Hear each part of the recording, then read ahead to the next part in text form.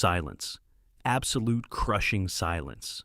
At first, I felt nothing. No pain, no cold, no light. Just an endless black sea where I had been drowning for a century. Then came the sound. A hum. Low, rhythmic, like the heart of a giant machine beating somewhere nearby. My eyes opened. The glass above me hissed and slowly rose. I fell forward onto the metal floor, coughing up the fluid that had filled my lungs during the sleep. I stood up, holding onto the edge of the capsule. On the wall, a red lamp was blinking. I walked closer, wiping my eyes. The numbers were blurry, but I made them out. October 14th, 2124. The world stopped. I fell asleep in 2024. An experiment. Cryogenic sleep. They said it would take 6 months. 6 months to cure an incurable disease. But 100 years had passed. Where was everyone? I left the compartment into the corridor. A light on the wall flickered and died. I walked by touch, running my hand along the cold walls.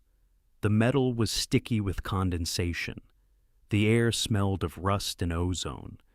This was not the smell of a hospital. This was the smell of an abandoned bunker. At the end of the corridor was a door, heavy, hermetic.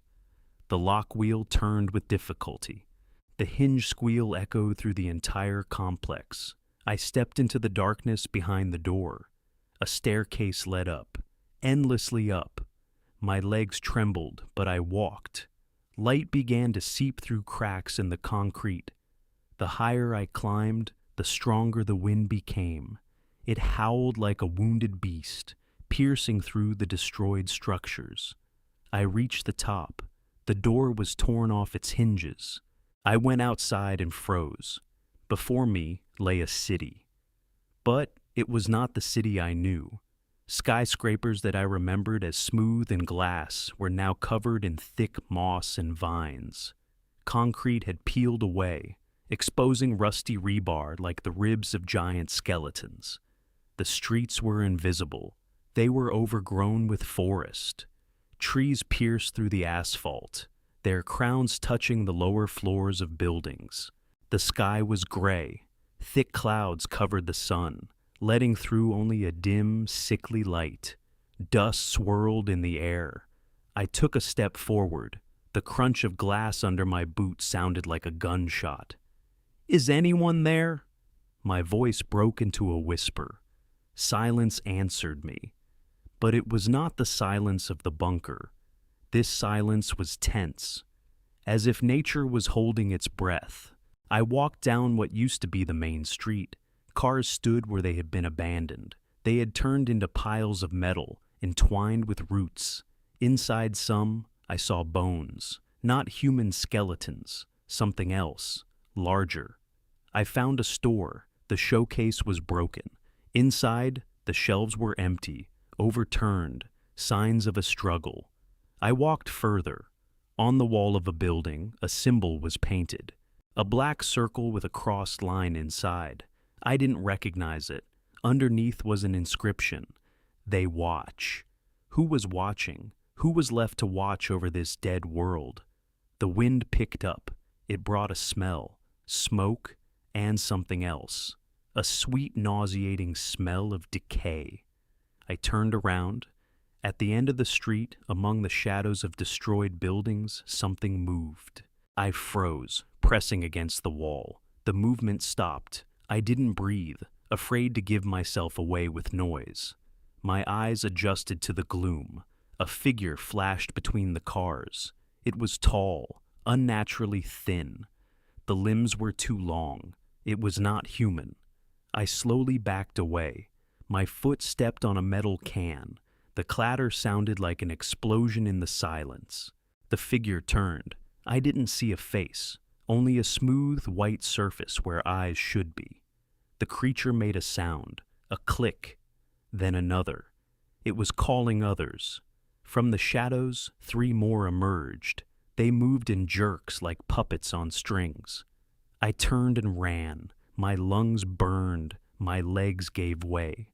I didn't know this city, didn't know where to hide. I ran into the entrance of an apartment building.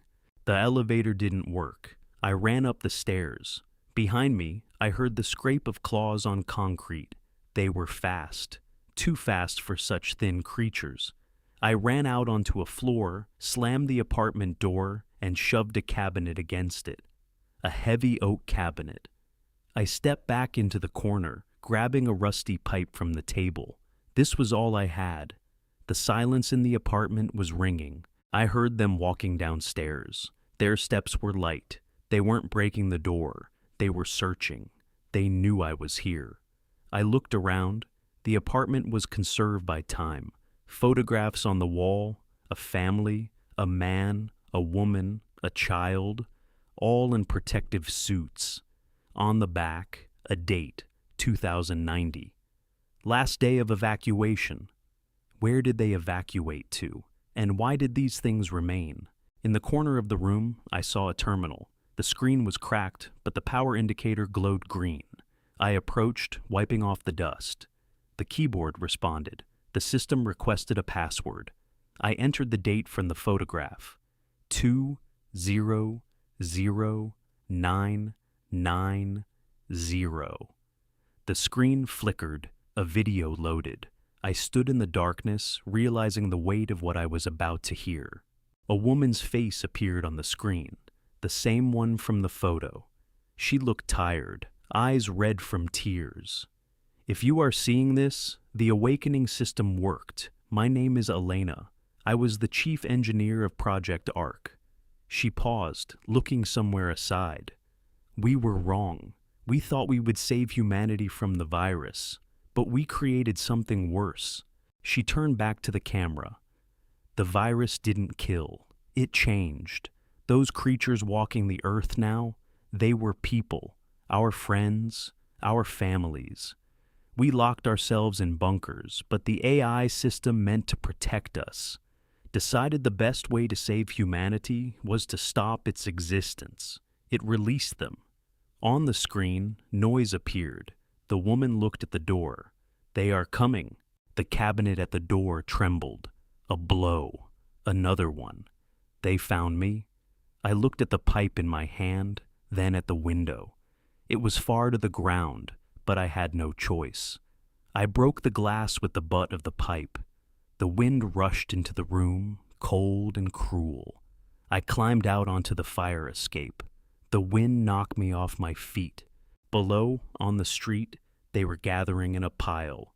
There were no longer 4 of them, dozens. Their white faces looked up. They didn't scream. They just waited. I started down. The metal of the ladder was cold and slippery. Halfway down, one of the steps broke. I hung on one hand. Below, one of the creatures raised its head. It opened its mouth. Inside was no tongue, only black emptiness. I pulled myself up and jumped onto the balcony 1 floor below. The glass door was reinforced. I hit it with the pipe. It didn't give. Behind me, on the stairs, I heard scraping. They were inside the building. I turned around. Through the broken window, a long, pale hand reached for me. I hit it with the pipe. The bone cracked, but the creature didn't retreat. It crawled forward. I broke the balcony door and burst into another apartment. It was dark here. I turned on the light on the wall. It worked. The beam of light highlighted an inscription on the wall in red paint. Run to the tower. Do not look at the sky. I looked at the ceiling. A weak red light was piercing through the concrete. A drone. A small flying mechanism hovered above the building. Its camera glowed with a red eye. They saw me. I ran. Through rooms, through corridors, down the stairs. The building shook. An explosion somewhere nearby. They didn't want to catch me. They wanted to destroy the entry point. I ran out onto the street. The tower was visible in the center. It towered over the destroyed city, the only building that seemed intact. I got inside. The elevator worked. I pressed the button for the top floor. When the doors opened, I saw the server room. In the center stood a huge computer, and in front of it, a man. He sat in a chair with his back to me. "I waited for you," he said. The voice was familiar, too familiar. I stepped forward. "Who are you?" The man turned. It was my face, but older, 100 years older. "I am you," he said, and we made the same mistake, again.